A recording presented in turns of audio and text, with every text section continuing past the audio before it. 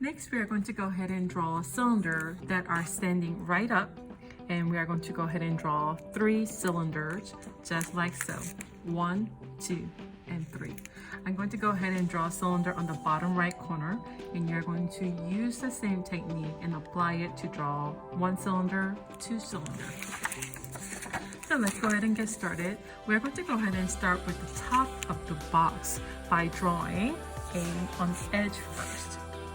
So I'm going to go ahead and do about 2 inches in height. Okay, and from this point, I'm going to be able to draw a box. Go from one end here, okay, and I'm going to go ahead and draw the top here and here. Okay, we really need this top box first. And you can draw the box if you like on the bottom, but that's going to change because your cylinder is smaller than the box itself. So I sort of drew the box here for an example. Do you see how the bottom really doesn't matter because it's going to be reduced in size? So only thing that you really need to draw is the top here. So that's where I'm going to end. From this point, I'm going to go ahead and draw a cross. From corner to corner, and draw orthogonal line, and draw another orthogonal line. Okay. It looks pretty complicated. It really isn't. You just have to make sure you erase some of the extra lines here that we no longer need. I'm just going to erase it lightly so that you can still see the circle on top of that blue line.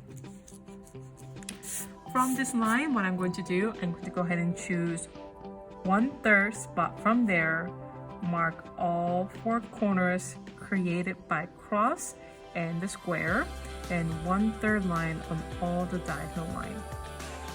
From this point, I should be able to create a stretched out ellipse,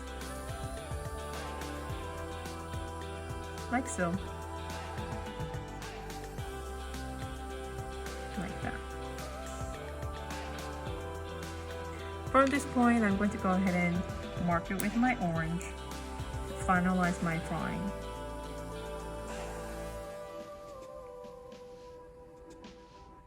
Now for the height.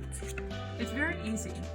You're going to go ahead and put your ruler vertically and just slide. And you're going to also slide from left. Make sure they're about the same height. I'm going to mark every 1 inch from that. Let's make it 1.5 inches, and 1.5 inches, and 1.5 inches. What I'm doing is marking same distance so that we have a pretty good rough idea where my circle is. So I have these 4 dots here. I'm going to go ahead and connect it in curvy lines. And here we have a beautiful cylinder. Go ahead and apply the same technique that we used here for the top of the horizon line and on the horizon line. Now I just want to show you very quickly on the horizon line. You don't really have to do all this method. It's very simple to do the center. So I'm going to go ahead and show you very quickly. So let's say I have a cylinder here on the center. I really cannot see the top nor the bottom because it's right on the horizon line. But I can tell it should be round up here and here. So I'm just going to go ahead and mimic that because your trapezoid is going to be too stressed out in order for you to do all that. So we're just mimicking what we should see. And there is your cylinder on the horizon line.